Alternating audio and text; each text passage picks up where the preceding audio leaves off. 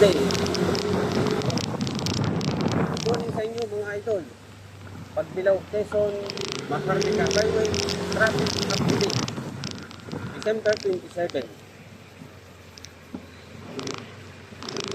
Ito po ang lalo ng traffic sa bayan ng Pagbilaw. Yung iba po kasi ayaw na dumaan sa bypass road kasi nga maputik doon. Eh delikado rin naman sa mga maliliit na sasakyan. Kaya dito po sila nadaan, kaya ang dali ng traffic dito nabagal. Yan po. Ang haba. Hindi tayo makasangat para may pakita ko sa inyo kung gano'ng kahawa yung traffic dito.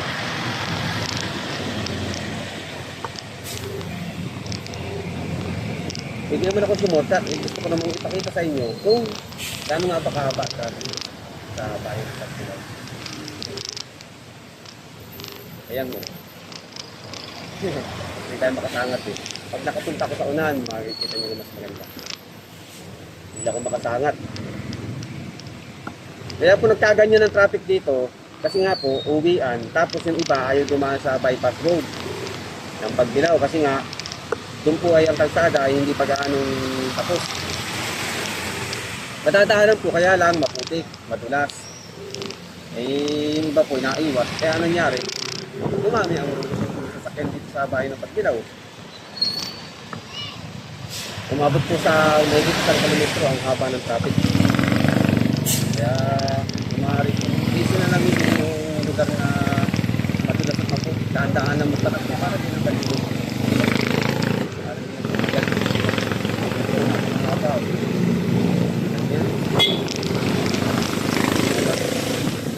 Ito ko rin ang amal eh. Ito nasa bilis ko muna ng isang kilometro. Kaya kung nabagal yan kasi nga malalalim po ang lubak na madadaanan nila. Kung may preno sila, pag preno lang yun, kasi nakakarami po ng sasakyan. Kahit sabihin 2 minuto ka lang nagpapagal-bagal sa mga lubak, ay malaki bagay po sa mga motorista na hindi po agad mga sasakyan. Ay kaya nakikinig po kami sa mga uuwi ng dito galing Manila at saka yung taga dito na uuwi papuntang Manila.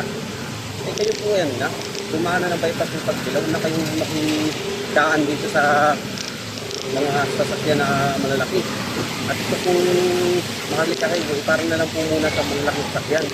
At kayo po namang maliliit na sasakyan, doon na kayo dumaan sa bypass road. Para din na po dumami ang mga sasakyan dito. Ito, ayan. Hindi tayo makasangat, hindi tayo makapunta sa unahan eh. Para kung kita nyo kapot.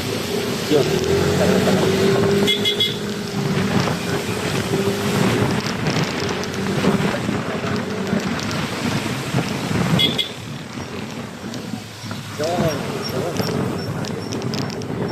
Pagbilaw Quezon, Maharlika Highway, traffic update. December 27.